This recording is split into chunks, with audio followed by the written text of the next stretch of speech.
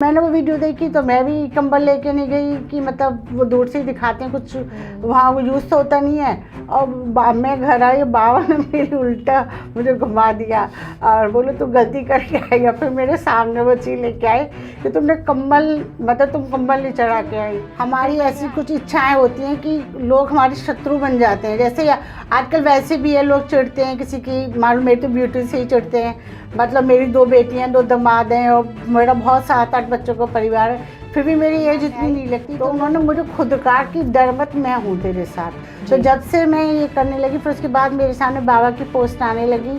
बाबा ने मुझे कहा कि मुझे देसी घी के लड्डू, बूंदी के देसी घी के लड्डू बहुत पसंद है। मेरे नाम के 2 बूंदी के देसी के लड्डू किसी गरीब को मतलब दिया करो। जब मेरे ऊपर कोई संकट आता है तो हनुमान जी हमारी मदद करने के लिए पहले तो स्वप्न में अपना दर्शन देते हैं कि मैं तुम्हारे साथ हूँ, और उसके बाद ही वो हमारे कार्यों में या हमारे सामने ऐसी चीज़ें ला के हमें बताते हैं कि मैं तुम्हारे साथ हूँ। हनुमान जी जब भी हमारे लिए हमारे कार्य बनाते हैं जब हम माता रानी के भक्त होते हैं।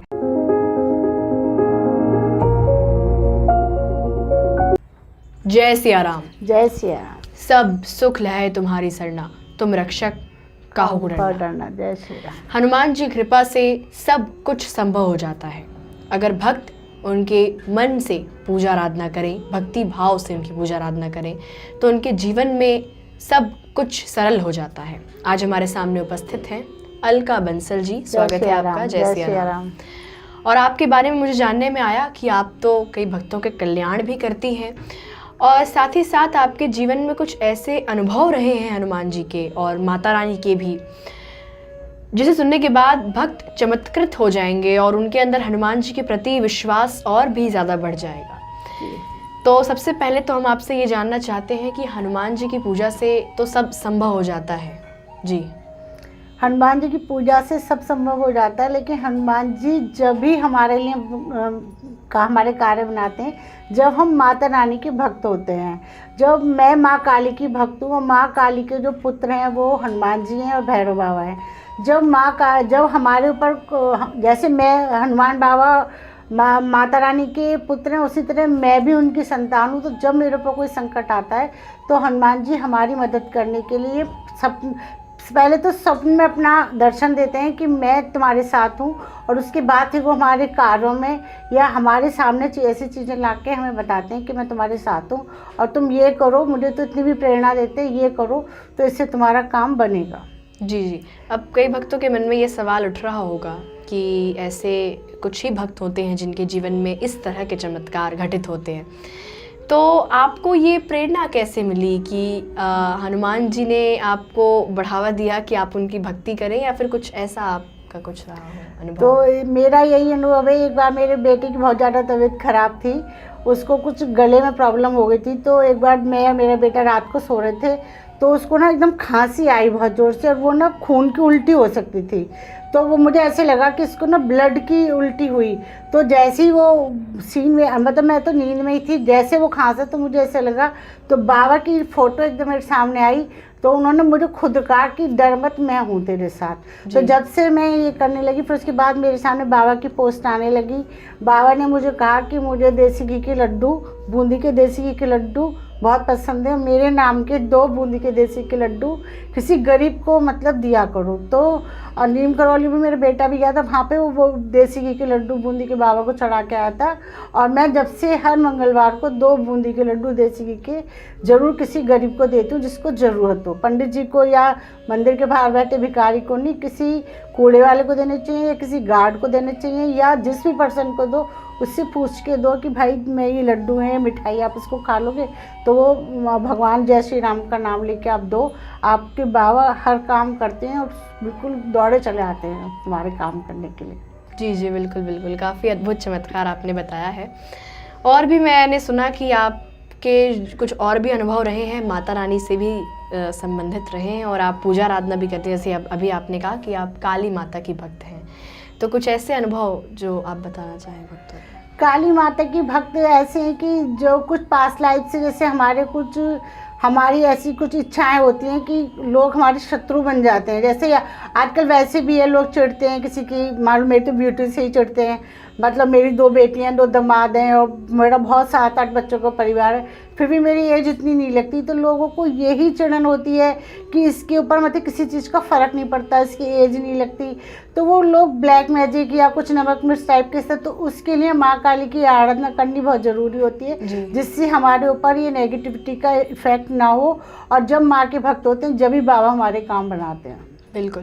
तो अभी आपने कहा कि कई बार इस तरह से लोग कहते हैं कि आप तो वैसे आपकी उम्र लगती नहीं है, तो आपने भी कहा कि काली माता की उस तरह से हमें पूजा आराधना करनी पड़ती है। तो कई भक्त ऐसे हैं जो अभी काली माता के नए नए भक्त बने हैं, उन्होंने अभी उनके बारे में जाना है, और कई भक्त ऐसे भी जिज्ञासु रहते हैं कि उन्हें ये जानने की इच्छा रहती है कि वो किस तरह से माता रानी की भक्ति करें तो उनका कल्याण हो। उसके लिए सबसे पहले ये होता है कि हम ये बताते हैं लोगों को कि 40 किसी का कुछ नहीं करना, सिर्फ 43 डेज, ना इसमें कोई डेट का विचार होता है ना कुछ होता। 43 डेज आप जिस भी घी तेल में दिया जलाना चाहते हो उसमें बत्ती भिगो के रख लो। और कहीं भी अगर पूजा के स्थान पर जलाना चाहते हो, अगर आप ऐसे धर्म से हो जहाँ डेट का कोई मतलब विचार नहीं मानते हो, तो आप पूजा के स्थान पर जला सकते हो। नहीं तो किसी भी किचन में रख के कहीं भी सिर्फ नाम, माता रानी का नाम लेके दिया जलाना है कि बस माता रानी जो, क्योंकि जो ज्वालामुखी में जो 11 जो जल रही हैं, जो वो प्रकाशवान है, तो वही प्रकाश अपने घर में उस माता रानी को आमंत्रित करना। वही हमारे हृदय में जब ज्वाला बन जाती है ना पूरी, तो फिर हमारे ऊपर किसी भी नेगेटिविटी का इफेक्ट नहीं होता है। जी बिल्कुल।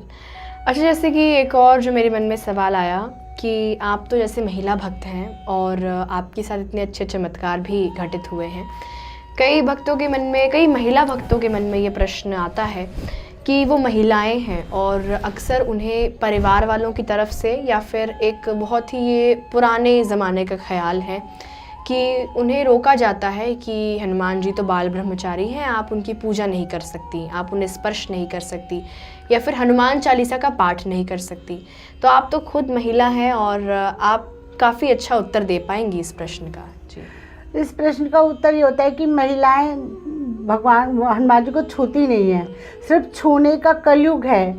इसमें नाम का जो है वो नाम कहा जाता है, भगवान को छूने का कहीं पे भी कोई भी प्रोसेस नहीं है। आप किसी भी भगवान को किसी भी बड़े भी मंदिर में जाइएगा, अभी मैं वहाँ गई थी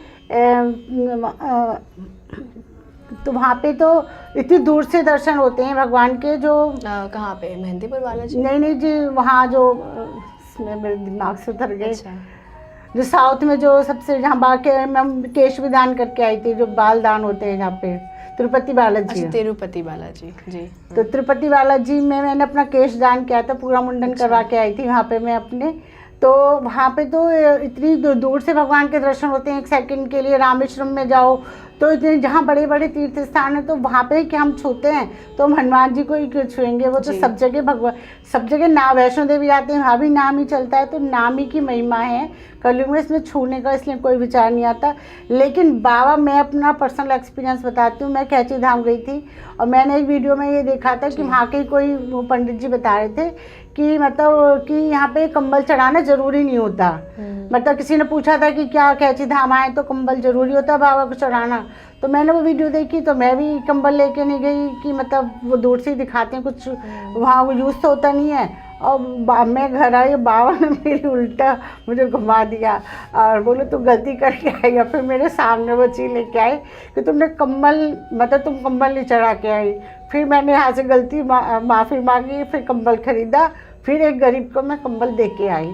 तो इस तरह से ये नहीं है कि हनुमान जी हैं तो छू नहीं सकते। वो सपने में आके वो अपनी पोस्ट के द्वारा या आपको इंट्यूशन दे के वो अपनी हर बार मनवाते हैं। तो इसका मतलब आप बाबा नीप करोड़ी जी की भक्त हैं? मैं नीम करोली जी की भक्त हूँ, लेकिन वो हनुमान जी के अवतार ही कहे जाते हैं और राम के नाम से ही वो खुश होते हैं। क्योंकि मैं हमेशा ही राम रक्षा कवच का पाठ तो मैं बहुत टाइम से करती हूँ, तो इससे वो और मुझसे ज़्यादा खुश रहते हैं। बिल्कुल। बाबा नीप करोड़ी जी महाराज तो काफ़ी कई भक्त ऐसे हैं जो इनके बारे में नहीं भी जानते हैं और काफ़ी कम ही भक्त हैं जो हनुमान जी के साथ साथ उनकी भी पूजा आराधना करते हैं। तो आपको बाबा जी के बारे में जानने में कैसे मिला, या फिर आपकी कुछ प्रेरणा हुई ऐसे, या फिर किसी ने आपको बताया नीप करोड़ी बाबा जी के बारे में, ऐसा कुछ? वो तो देखो, जब से कोरोना शुरू हुआ तो लोग बार ज़्यादा फ़ोन में ही लगे रहने लगे, भी यूट्यूब देखने लगे या कुछ ऐसी चीज़ें, तो उन पे थोड़ी थोड़ी पोस्ट आने लगी, फिर ग्रुप से आने लगे। और फिर मैंने तो बताया ना, जब मेरे बेटे के साथ में इंसिडेंट हुआ था तो बाबा नीम करौली का ही फ़ोटो मेरे सामने आया था कि तू डर मत, मैं हूँ। जी बिल्कुल बिल्कुल।